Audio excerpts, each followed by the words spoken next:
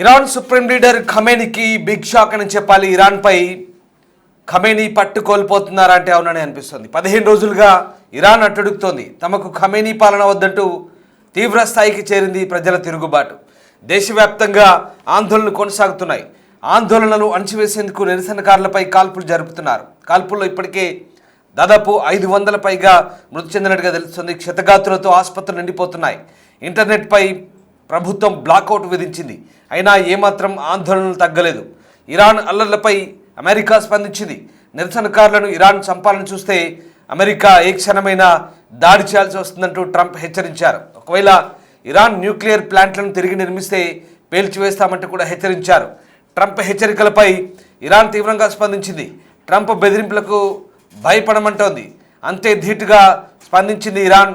తమ దేశ పరిస్థితులపై అమెరికా ఇన్వాల్వ్ అయితే తాము అమెరికా ఎయిర్ బేస్ను టార్గెట్ చేయడంతో పాటు ఇజ్రాయెల్పై కూడా దాడులకు సిద్ధమంటూ ఇరాన్ హెచ్చరిస్తోంది. ఈ నేపథ్యంలో ప్రస్తుతం పశ్చిమాసియా మళ్ళీ అట్టడుగుతోంది. ఇరాన్లో డిసెంబర్ 28 నుంచి ప్రభుత్వ వ్యతిరేక ఆందోళనలు ఉధృతమయ్యాయి. పెరిగిన అవినీతి, ద్రవ్యోల్బణం, నిత్యావసర సరుకుల ధర, అవినీతితో ప్రజలు మతాధికారుల పాలన వ్యతిరేకిస్తున్నారు. ఖమేనీ పాలనను అంతమొందించాలంటూ వీధులపైకి వచ్చి లక్షలాది మంది నిరసన తెలియజేస్తున్నారు. అంతేకాదు ఇక ఇరాన్ యువత మత ఛాందసవాద పాలకుల నుంచి బయటపడాలంటూ పిలుపునిస్తూ పెద్ద ఎత్తున అల్లర్లకు ఆందోళనకు దిగుతున్న పరిస్థితి కనబడుతోంది. ఎక్కడ చూసినా పెద్ద ఎత్తున నిరసనలు, ఆందోళనలు. ఈ ఆందోళనలు, నిరసనలు అణచివేసేందుకు ఇరాన్ ఖమేనీ ప్రభుత్వం వారిపై దాడులకు తెగబడుతోంది. అంతేకాదు ఇక పెద్ద ఎత్తున తలలపై కళ్ళలో కాల్చమంటూ ఆదేశాలు కూడా జారీ చేసినట్టుగా తెలుస్తుంది. ఈ నేపథ్యం దాదాపు ఒక టెహరాన్లోనే వందలాది మంది కాల్పులకు బలైనట్టుగా తెలుస్తుంది. అయితే ఈ విషయాలేవి బయట ప్రపంచానికి తెలియకుండా ఇరాన్ పూర్తిగా అక్కడ బ్లాకౌట్ పాటిస్తోంది. ఇంటర్నెట్ నిషేధించింది, విద్యుత్ నిలిపేసింది, ఆందోళనలు అణచివేస్తోంది. అక్కడ ఏం జరుగుతున్నా బయట ప్రపంచానికి తెలియకుండా జాగ్రత్త పడుతోంది. అయితే వందలాది మంది ఇప్పటికే మృత్యువాత పడ్డట్టు తెలుస్తోంది. ఆసుపత్రులన్నీ నిండిపోయినట్టుగా తెలుస్తుంది. ఇరాన్తో పాటు ఇరాన్లోని టెహరాన్, రాజధాని టెహరాన్తో పాటు సిరాజ్ నగరాలు ఇదే పరిస్థితి. ప్రధాన ఆసుపత్రులన్నీ కూడా పూర్తిగా నిండిపోయినట్టుగా సమాచారం. మీరు చూస్తున్నారు, ఇరాన్ మత పాలకుల జెండాను పీకివేసి అక్కడ యువత ఈ రకంగా మళ్ళీ పాత ఇరాన్ 1979కి ముందున్న షా కాలం నాటి ఇరాన్ అంటే రాజుల పాలనకు సంబంధించినటువంటి ఇరాన్ జెండాను ఈ రకంగా ఎగరవేస్తున్నారు చూడొచ్చు. 1979కి ముందు ఇరాన్ చాలా స్వేచ్ఛా వాయువులు పీల్చుకునే ప్రాంతంగా ఉండేది. ఒక రకంగా ఇరాన్ పశ్చిమాసియాలో పాశ్చాత్య పోకడలు కలిగిన పర్షియన్ దేశం. అది చాలా స్వేచ్ఛగా ఉండేవారు ప్రజలంతా కూడా. వాళ్ళకు నచ్చిన బట్టలు వేసుకొని లేదా నచ్చిన విధంగా ఉండేవాళ్ళు. కానీ 1979 తర్వాత ఎప్పుడైతే ఇస్లామిక్ రెవల్యూషన్ వచ్చిందో దాంతో ఇస్లామిక్ రిపబ్లిక్ ఆఫ్ ఇరాన్గా మార్చి ఇమాం ఖోమెనీ అలాగే ఆయన వారసులు అప్పటి నుంచి దశాబ్దాల కాలంగా పరిపాలిస్తూ మత ఛాందసవాదులుగా ముద్రపడి కఠినమైన ఆంక్షలు విధిస్తూ ప్రజలను ఒక రకంగా భయాందోళనకు గురి చేస్తూ, హింసకు, ఒత్తిడికి గురి చేస్తూ పరిపాలిస్తున్నారు. దీంతో ప్రజల తిరుగుబాటు మొదలైందని చెప్పాలి.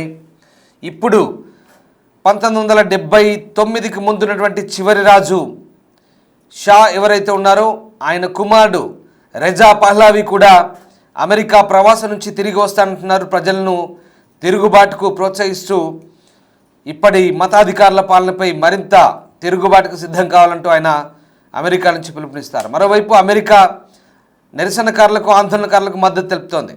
వాళ్ళ స్వేచ్ఛా స్వాతంత్ర్యం కోసం పోరాడుతున్నారని, వాళ్ళను ఇబ్బంది పెట్టినా, హింసించినా ఇరాన్ ప్రభుత్వంపై దాడులు చేస్తామంటూ అమెరికా హెచ్చరిస్తోంది. అయితే మరోవైపు అమెరికా హెచ్చరికలను ఇరాన్లోని ఖమేనీ ప్రభుత్వం తీవ్రంగా పరిగణించింది.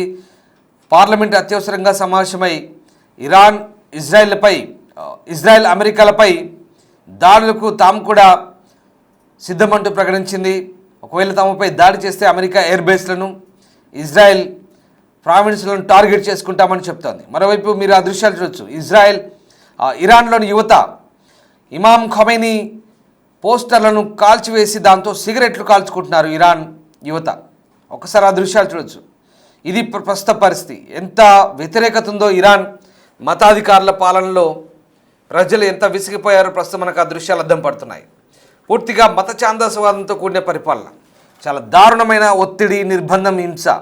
దీంతో ప్రజలంతా కూడా తిరుగుబాటు చేస్తున్నారు. అంతేకాదు పూర్తిగా కరెన్సీ పతనమైంది. ఇరాన్ రియాల్ పూర్తిగా పతనమైంది.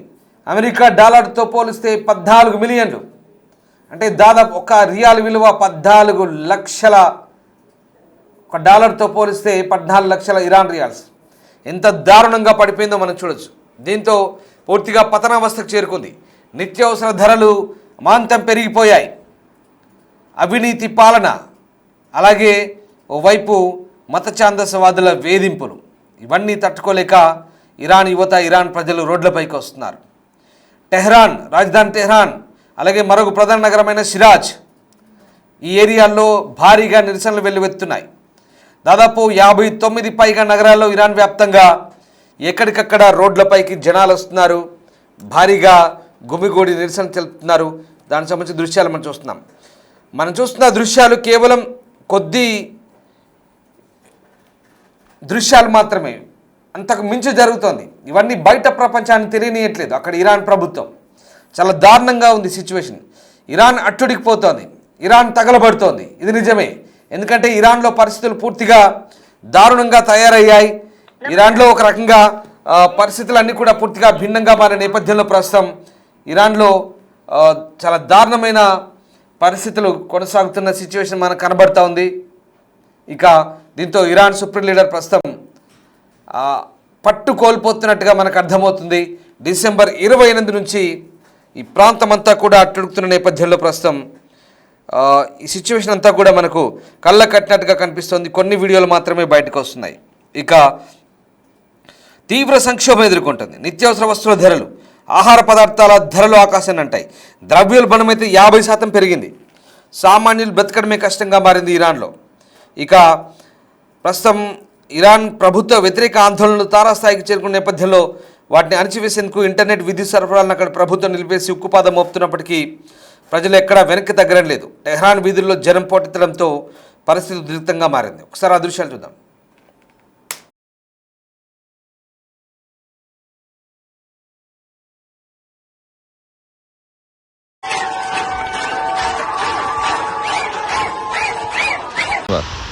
از اون ور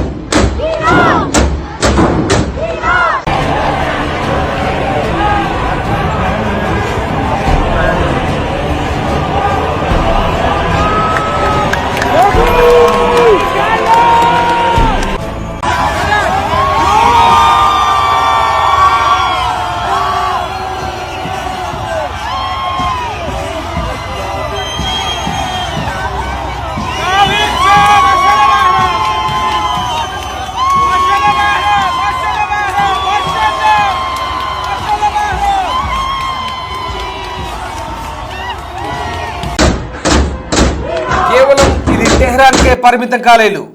రష్ట్, తబ్రీజ్, షిరాజ్, టెహ్రాన్ ఇలా అనేక ప్రధాన నగరాల్లో ఇరాన్ అంతా కూడా అట్టుడికిపోతుంది. అయితే ఇవన్నీ కూడా దేవునికి వ్యతిరేక ఆందోళనలు. వాళ్ళందరికీ ఉరిశిక్షలు వేస్తామంటూ అక్కడ అటార్నీ చెప్తున్నాడు. చూడండి వీళ్ళ మత ఛాందసవాద స్టేట్మెంట్లు. ఇది 2026 ఇంకా ఇలాంటి మత ఛాందసవాద వ్యాఖ్యలతో పిచ్చి ప్రేలాపనలతో దేశాలను పరిపాలిస్తామంటే ప్రజలు చూస్తూ ఊరుకోరు. ఆ నిర్బంధాన్ని ఎవడు సహించడు. కాలం మారుతోంది. ఒకప్పటి మత ఛాందసవాద పరిస్థితులను ఇవాళ తాలిబన్లే పూర్తిగా మారిపోయారు. ఇరాన్ పాలకులకు ఏం రోగం వచ్చిందో అర్థం కాని పరిస్థితి. ఇంకా దారుణం, హిజాబ్ కనుక తీసేస్తే కొట్టి చంపితే ఆ దేశంలో 2022లో ఎంత అల్లర్లు చెలరేగాయో మీకు తెలిసిందే. ఈ మత ఛాందసవాదంతోనే చేతులారా ఆ దేశాలను నాశనం చేసుకుంటున్నారు. పిచ్చి నిబంధనలు, పిచ్చి రూల్స్. ప్రపంచం మారుతోంది కానీ వీళ్ళు మారట్లేదు.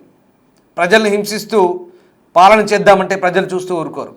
ఇదిగో ప్రస్తుతం ఇలాంటి పరిస్థితి ఉంది ఇరాన్లో. అందుకే ఇతర దేశాలు జోక్యం చేసుకుంటున్నాయి.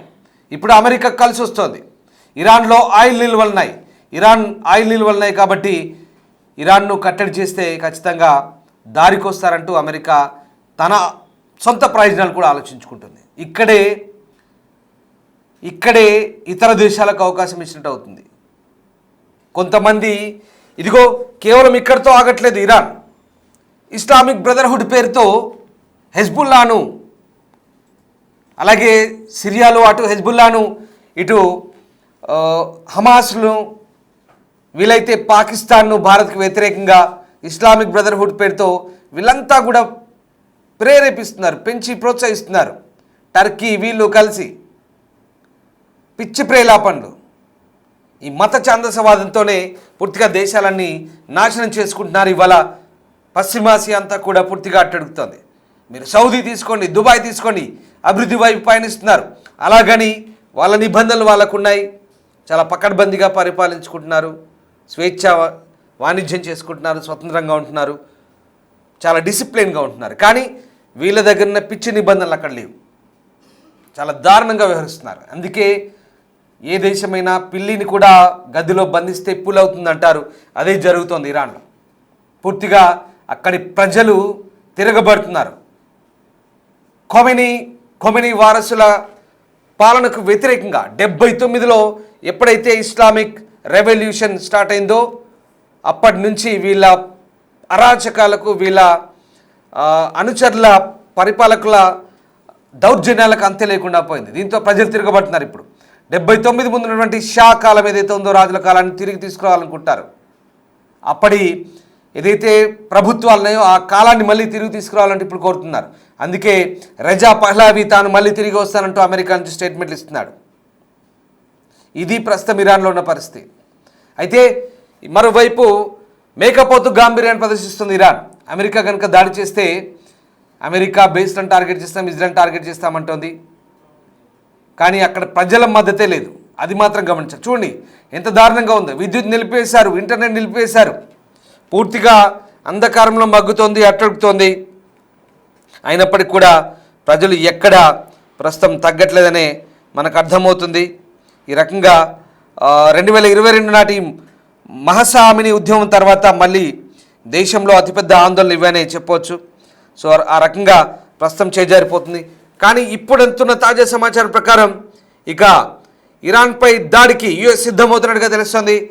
అమెరికా జోక్య నేపథ్యంలో మరోవైపు ఇజ్రాయెల్ కూడా అలర్ట్ అయింది.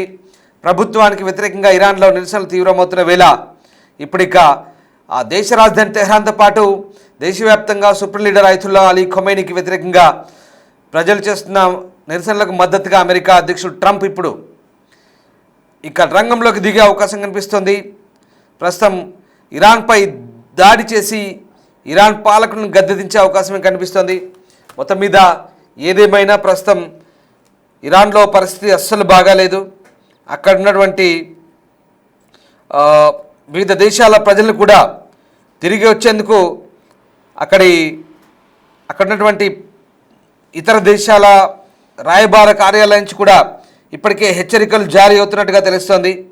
మొత్తం మీద ఇరాన్ పార్లమెంట్ హై అలర్ట్ అయి ఇటు ట్రంప్పై ఏదో తాము కూడా దాడులు చేస్తామంటూ స్టేట్మెంట్లు ఇచ్చినప్పటికీ ప్రస్తుతం అయితే సిచ్యువేషన్ అట్లా లేదని కనిపిస్తుంది మనకు.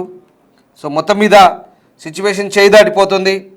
పూర్తిగా తమ వైపు దృష్టి పెట్టిన మాపి మీది మీరు చూసుకోండి అంటూ ట్రంప్కు ఇరాన్ హెచ్చరిస్తున్నప్పటికీ కూడా ఎక్కడా ట్రంప్ తగ్గినట్టు కనిపించట్లేదు. సో మొత్తం మీద ప్రస్తుతానికైతే ఆ దేశం పట్టు తప్పిపోతుంది. ఇక ఈ దృశ్యాలు ప్రస్తుతం మనకు ప్రత్యక్ష ఉదాహరణగా కనిపిస్తున్నాయి. సో ఓవరాల్గా పరిస్థితి చేయి దాటిపోతుంది. ఒకప్పటి ఇరాన్లా ఇప్పుడు లేదు. ఇరాన్లో ప్రజలు పూర్తిగా మారాలనుకుంటున్నారు, నిర్బంధం నుంచి బయటపడాలనుకుంటున్నారు, మత ఛాందసవాద పాలన నుంచి స్వేచ్ఛ వాయువులు కోరుకుంటున్నారు. సో ఇప్పుడున్న కాలానుగుణంగా పరిస్థితులకు అనుగుణంగా ఇరాన్ ప్రజలు స్వేచ్ఛగా మారాలనుకుంటున్నారు, మార్పు కోరుతున్నారు. అందుకే వీధుల్లోకి వస్తున్నారు. చూడాలి మరి ఎలాంటి పరిస్థితులు దారితీస్తాయి. అమెరికా జోక్యం చేసుకొని అయతుల్లా అలీ ఖొమైనీని గద్దె దించి ఇతర పాలకులను ఆ గద్దెపై కూర్చోబెడతారా? ఇరాన్ పాలకులకు పరాభవం తప్పదా? ఏం జరగబోతోంది? ముందు కాలమే నిర్ణయించబోతోంది.